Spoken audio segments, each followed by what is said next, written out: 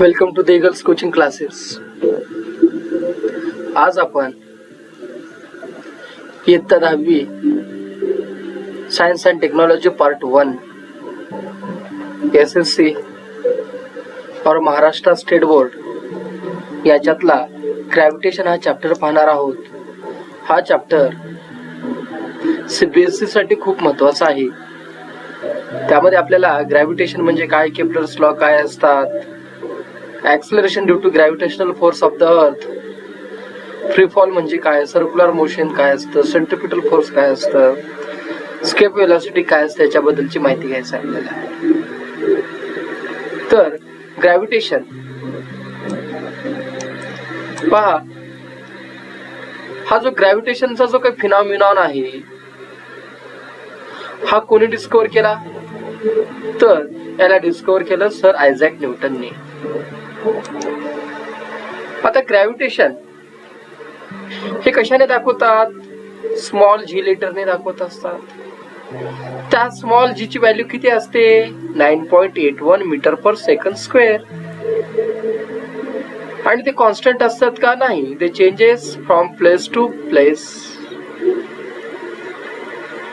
Its value decreases as we go up or down from the surface of the earth.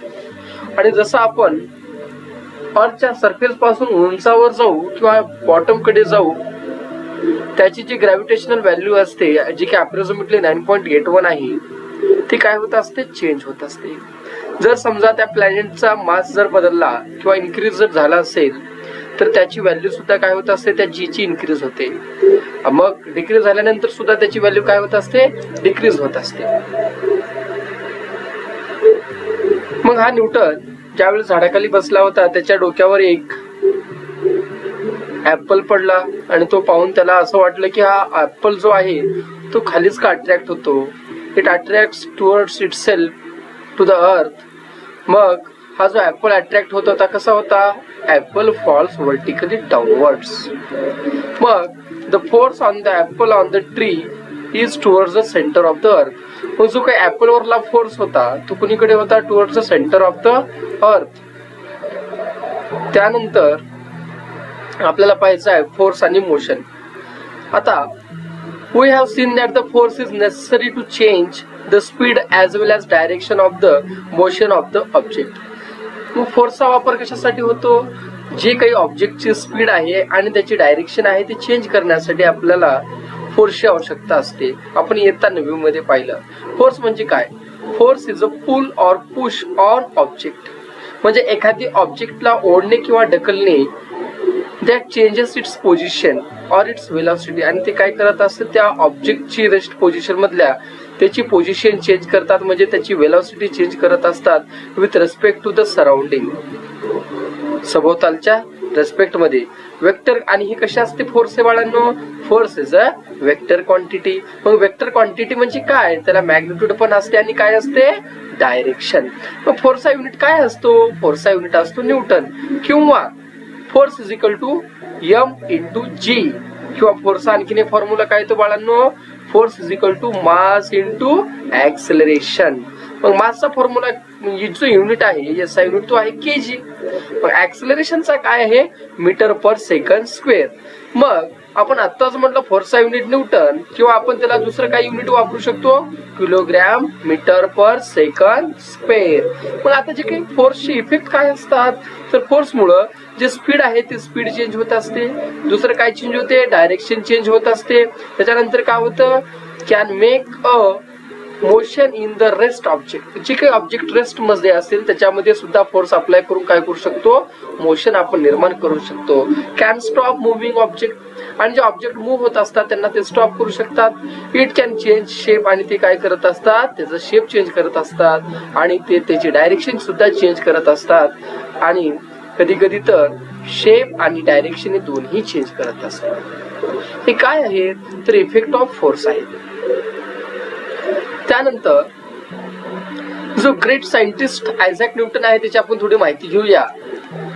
Sir Isaac Newton यांचा जन्म 1642 साली झाला आणि त्यांचा मृत्यू 1727 साली झाला. 1642 मध्ये बर्थ झालं तर 1727 मध्ये त्यांचा डेथ झाला. आणि ते कुठं बॉर्न झाले होते? They born in the England. आणि आयझॅक न्यूटनने laws of motion, equations of the motion, theory of the gravity, हे जे काही थिअरी ऑफ द ग्रॅव्हिटी आहे कशामध्ये लिहिलं? बुक प्रिन्सिपे या बुक मध्ये त्यांनी लिहिलं. त्याच्यानंतर त्यापूर्वी त्यांनी एक बुक लिहिलं होतं. Before this book was written Kepler had given 3 laws. मग हे बुक लिहिण्याच्या पहिला केपलरने काय केलेलं होतं? 3 लॉजची माहिती दिलेलं होतं. आणि हे 3 लॉ काय मेन्शन करायचे किंवा डिस्क्राईब करायचे? Planetary motions. However, the reason why planets move in the way described by the Kepler's law was not known. आणि जरी हे माहिती झाली असेल तरी तो रिझन होता की जे काही प्लॅनेट्स आहेत पुन्हा पद्धतीने मूव्ह करतात हे केपलरच्या लॉने माहिती होत नव्हतं. तर न्यूटनने काय केलं? Theoretically with the theory of gravity mathematically derived Kepler's laws. मग हे जो काही अंदाज होता किंवा जी काही केपलरची माहिती होती त्याला मॅथमॅटिकली जर कोणी डिराइव्ह केला असेल तर त्याला डिराइव्ह करणारा कोण व्यक्ती होता? तर त्याचं नाव होतं सर आयझॅक न्यूटनने. In addition to this, Newton did groundbreaking work in several areas including light, heat, sound and mathematics. मग ह्याच्या ऍडिशन मध्ये न्यूटनने आणखीन कोणत्या फील्ड मध्ये काम केलं? लाईट मध्ये, हीट, साऊंड आणि मॅथमॅटिक्स मध्ये. आणि जे कॅल्क्युलस जे काही मॅथमॅटिक्सची ब्रँच आहे त्याचा सुद्धा डिस्कवर कोण केला? तर त्याचा डिस्कवर केला सर आयझॅक न्यूटनने. तर कॅल्क्युलस म्हणजे काय? The branch of math, the branch of math that the study of rates of change. आता कॅल्क्युलस म्हणजे काय? ही एक प्रकारची मॅथची ब्रँच असते आणि त्याच्यामध्ये काय इन्व्हॉल्व केलेलं असतं? Study of rate of changes of velocity. जे काही बदल होत असतात त्याच्यामध्ये माहिती किंवा आपण त्याच्याबद्दल किंवा त्यांचा अभ्यास करून आपण जे काही वाईड रेंजिंग ऍप्लिकेशन्स आहेत फिजिक्स मध्ये आणि मॅथमॅटिक्स मध्ये आपण कॅल्क्युलेट करू शकतो. He was the first scientist to construct a reflecting telescope. आणि हा पहिला शास्त्रज्ञ होता की ज्याने काय कन्स्ट्रक्ट केलं? रिफ्लेक्टिंग टेलिस्कोप केलं. त्याच्यानंतर पाहूया सर्क्युलर मोशन आणि सेंट्रिपिटल फोर्स. हे सर्क्युलर मोशनची माहिती आपण इयत्ता 6वी मध्ये घेतलं. आता सर्क्युलर मोशनचे 2 प्रामुख्याने टाईप पडतात. एक असतो युनिफॉर्म सर्क्युलर मोशन आणि दुसरा असतो नॉन युनिफॉर्म सर्क्युलर मोशन. हे आपण इयत्ता 6वी मध्ये शिकलेलं आहे. तर ह्या आकृतीमध्ये पहा, एका मुलीच्या हातामध्ये एक दोरा आहे आणि त्या दोऱ्याला एक असं स्टोन त्याला बांधलेला आहे आणि ती काय करू लागली? त्याला सर्क्युलर मोशन मध्ये रोटेट करत आहे. आणि रोटेट केल्यानंतर पुढच्या साईडला पहा, अचानक हा दोरा तुटला ह्या पोझिशनला. मग ह्या पोझिशनला दोरा तुटल्यानंतर काय होतो? ह्या जर पोझिशनला तुटला असेल तर तो काय करतो? टॅन्जेन्शियली तो स्ट्रेट फॉरवर्ड डायरेक्शन मध्ये पुढे जातो. किंवा ह्या पोझिशनला तुटला असेल तर हा पुढे स्ट्रेट फॉरवर्ड डायरेक्शन मध्ये जात असतो. The force stop acting if we release the string. जर आपण त्या स्ट्रिंगला रिलीज केलं किंवा हातातून सोडलं किंवा ते स्ट्रिंग जर तुटली असेल तर त्यावेळेस जो काय आपण फोर्स अप्लाय करतो त्या स्टोनवर तो काय होतो? पूर्णपणे स्टॉप होतो. आणि त्यावेळेस काय होतो? Stone will fly off along a straight line. आणि जो काही स्टोन आहे तो काय होतो? एका स्ट्रेट लाईन मध्ये ट्रॅव्हल होतो. Which is the tangent to the circle at the position of the stone. आणि जो की टँजंट असतो कुणाला? ज्या पोझिशनहून सुटतोय किंवा ह्या पोझिशनहून जर तो बाहेर निघत असेल किंवा ह्या पोझिशनहून तर त्या पोझिशनला काय होतोय? एका प्रकारे टँजंट सारखा त्याच्यापासून दूर जातो. when the string is released because that is the direction of its velocity. कारण काय? तर जो काही पूर्ण फोर्स होता तो काय झाला? पुढच्या डायरेक्शन मध्ये अप्लाय झाला आणि पूर्ण वेलॉसिटी काय होते? का स्ट्रेट डायरेक्शन मध्ये पुढे जात असते. पुढे पहा, a force act on any object moving along a circle and it is directed towards the center of the circle. This is called the centripetal force.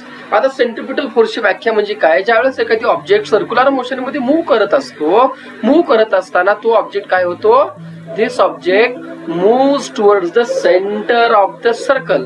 हा काय होतो? तर त्या सर्कलच्या सेंटरकडे अट्रॅक्ट होत असतो. अशा फोर्सला काय म्हणायचं आपण?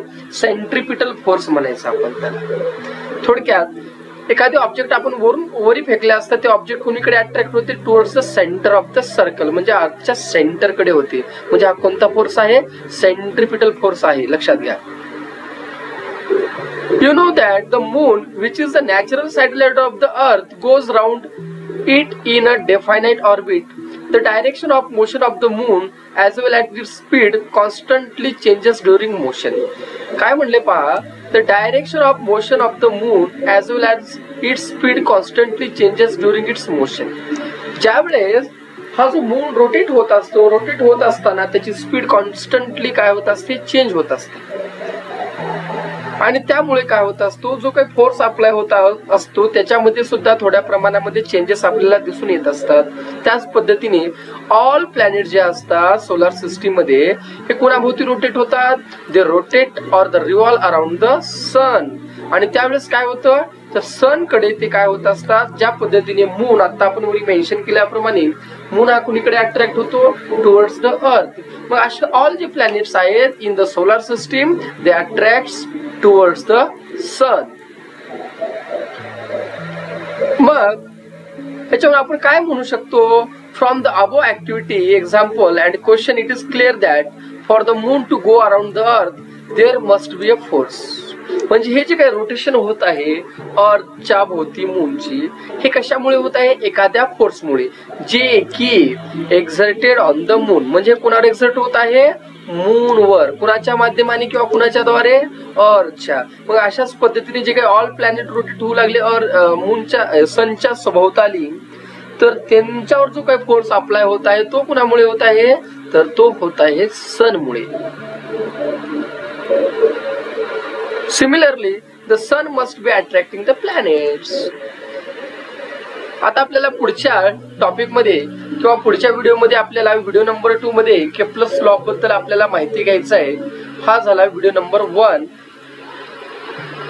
आणि जो व्हिडिओ नंबर 2 आहे त्याच्यामध्ये केप्लर्सचे जे काही लॉज आहेत, 3 लॉज खूप महत्वाचे लॉज आहेत आणि हे परीक्षेला विचारू शकतात.